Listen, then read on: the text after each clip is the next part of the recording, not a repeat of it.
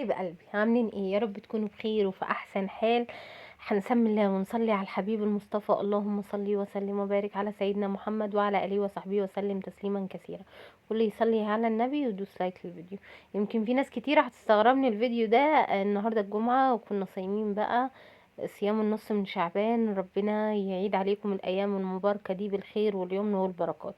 هتقولي بس ما الناس ده موسم وبتطبخ وكده. هقول لكم امبارح كنت طبخه والبنات عايزين ياكلوا حاجه بقى ايه. طبعا هم في الدروس يا عيني حتى يوم الجمعه، فعايزين ياكلوا ايه؟ اكل بقى ايه؟ زي بيتزا برجر الكلام ده. فقلت خلاص ما زعلهمش وكده فهعمل بيتزا. هو كيلو دقيق، والله انا ما كنت هصور، بس هو سبحان الله كيلو دقيق عجنته. وعايزه اقول لكم العجينه دي والله يا جماعه لا فيها لبن بودره، ولا فيها حليب، ولا فيها زبادي. ميه دافيه وزيت وسكر وخميره وشويه ملح وشويه بيكنج باودر ومعلقه مايونيز. هي دي كل العجينه اللي معايا. عجنتها وسبت حجمها يتضاعف. قلت بقى هعمل لهم المنيو كامل بتاع الناس الوحشين او المحلات الكبيره بتاعت البيتزا اللي احنا عاملين عليها مقاطعه. عندهم عيش كده، ده حاجه شبهه يعني بس ايه، النسخه اللي على قد الايد بتاعتنا، اللي هو العيش اللي بالزبده ده عباره عن معلقه زبده كبيره كده بدرجه حراره الغرفه، عليها زعتر، بس انا ما لقيتش زعتر، حطيت دقه زعتر، وعليها توم فريش وملح وفلفل اسمر.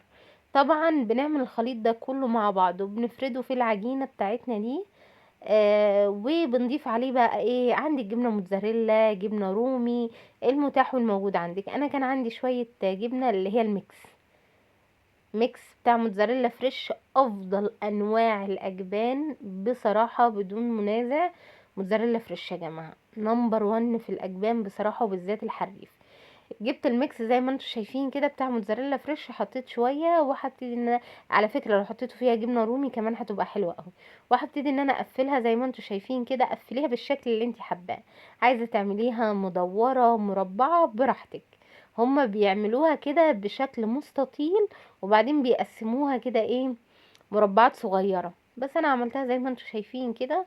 وهبتدي ان انا ايه اظبطها واقفلها من الجناب كويس جدا. وبكون مجهزه بقى صينيه مدهونه شويه زيت كويس قوي، وبحطها في الصينيه بتاعتي بحيث ان ايه تخمر معايا شويه. جبت بقى زي ما انتم شايفين كان عندي شويه سكر بالقرفه. الوصفه دي خطيره. جبت حته عجينه كده، انا قلت بقى هدلعهم بقى هو كيلو دقيق وربنا مبارك فيه. بصوا بقى العجينه دي ايه، عندي صينيه دهنها برضو ماده دهنيه كويس قوي، دول شويه سكر مع قرفه. هبتدي ان انا الف الكوره بتاعت العجين بالشكل اللي انتوا شايفينه.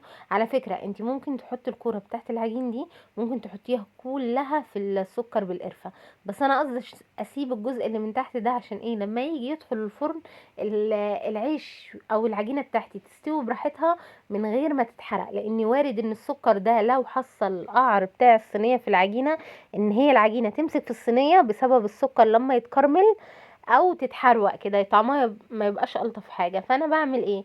بلفها زي ما انتم شايفين كده وبغمسها كده ايه، بغمس الجزء اللي من فوق، والجزء اللي من تحت بيكون ايه عباره عن عجينه عاديه. وعلى فكره ممكن تحشوها، يعني ممكن الكور دي نفسها تحشوها بقى جبنه كريمي، جبنه مثلثات، جبنه مربعات، تحشوها سكر بقرفه، تحشوها شوكولاته مربى زي ما انتم حابين.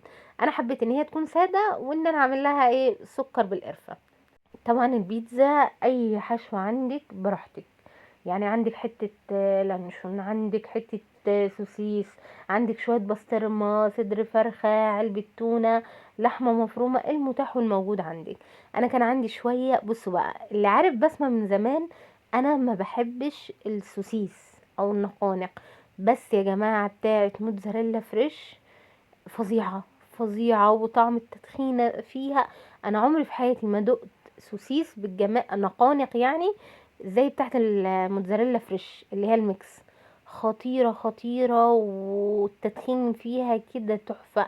عايزة اقول لكم انا كنت صايمة وعملت البيتزا بعد المغرب لان البنات كانوا في الدرس. درسهم كان متأخر. هنا قاعدة اقطع واكل بعد المغرب، فيهم بعشقهم. البنات كان عندهم درس وانا ما بعرفش اكل لوحدي، فانا شربت ميه وخدت تمرايه وصليت المغرب وقلت ايه اعمل البيتزا بعد المغرب عشان ايه البنات يجوا من الدرس يلاقوها سخنه، لان البيتزا طبعا من الحاجات اللي تتاكل هي وهي سخنه. هنا بقى هوريكم جبنه برضو جايباها من موتزاريلا فريش، رخيصه جدا جدا. الجبنه دي بقى للحشوات. يعني ايه للحشوات؟ يعني لحشوه البيتزا، لحشوه الكريبات، بتاخدها المحلات. الكيلو يا جماعه ب100 جنيه. ايوه الكيلو ب100 جنيه. هي رخيصه وحلوه، بس هي الفرق ان هي مش بتمط، وعادي انا انسانه متصالحه مع نفسي، مش لازم المطه دي. فكان عندي جبت العجينه اللي فاضله، فردتها في الصاج الكبير. ودي بقى صلصة البيتزا السريعة، اللي هي شوية صلصة مع شوية كاتشب، وعليهم بقى ايه، ملح وفلفل اسمر وشوية زعتر. ولو عندك فص توم فريش كده دقيه ناعم وحطيه عليهم، يبقى سكر وملح وفلفل اسمر وزعتر وتوم، واحدة توم مهروسة كده فريش. هي دي المكونات بتاعه صلصة البيتزا. هنا الجبنة زي ما انتم شايفين مش كرم ولا بزغ، هي الجبنة رخيصة وحلوة يمشي حل، عشان كده حطيت حبة حلوين. هنا بقى شوية طماطم حلوين. انا بقى بحب ان انا ايه، بضرب عصفورين بحجر. انتوا بتحبوا البيتزا خلاص، يبقى ظبطها في الخضار على قد ما تقدر، عشان القيمة الغذائية بتاعتها تكون عالية. لان احنا ممكن لو مسكنا ولادنا او بناتنا تعالوا كلوا خضار، ممكن يغلبونا. بس ايه، انا قلت احط لهم الخضار في الحاجة اللي هم بيحبوها. نزلت بقى بحبة طماطم حلوين، طبعا نصفي المية بتاعة الطماطم مع شوية فلفل عادي رومي، مش الوان ولا اي حاجة، مع شوية زيتون. هتصدقوني لو قلت لكم انا كل اللي اشتريته ب20 جنيه زيتون، اللي هم دول بس من بره. والطماطم والفلفل موجودين في كل بيت، وشوية صلصة. وممكن نعمل صلصة البيتزا من الطماطم عادي فريش، وبتبقى جميلة ورخيصة. والحشو اللي من فوق ده اي حاجة عندك، زي ما قلت علبة تونة، عندك شوية سوسيس، شوية لانشون، شوية بسطرمة. ممكن تعمليها سادة عادي، مفيش اي مشكلة، يعني اللي هي زي المارجريتا. تمام. والعجينه في البيت برضه زي ما قلت لكم، العجينه لا حاطه فيها حليب ولا حاطه فيها لبن ولا حاطه فيها زبادي، يعني الموضوع سهل. رغم ان احنا لو رحنا جبنا بيتزاية دلوقتي من بره مش هتبقى بنظافه بتاعه البيت، ولا يا جماعه بمبالغ بقت خزعبليه. هنا بقى انا حطيت البيتزا تستوي، وفي الاخر حطيت شويه جبنه على الوش، وساحت وجميله وزي الفل. هي بس الفرق الوحيد ان هي مش بتنط. اهو كيس الجبنه زي ما انتم شايفين كده، اسمه حشوات، بيستخدموه في المطاعم بتاعة الكريب والكلام ده كله. الجبنة حلوة زي الفل، ما قالتش لا، وسعرها حنين. طبعا انا لو عملت جبنة موتزاريلا من الغالية زي الحريف ولا الكلام ده كله، ده كده اهو عايزة لي مبلغ وقدره للجبنة. بس زي ما انتم شايفين جميلة طلعت. ورحت وهي سخنة، كان عندي شوية شربات في كوباية في التلاجة، رحت سقيتها بالشربات، اهي الجبنة سايحة وزي الفل. اللي كانت موجودة عندي زي ما قلت لكم، انا متصالحة مع نفسي، مش لازم جبنة.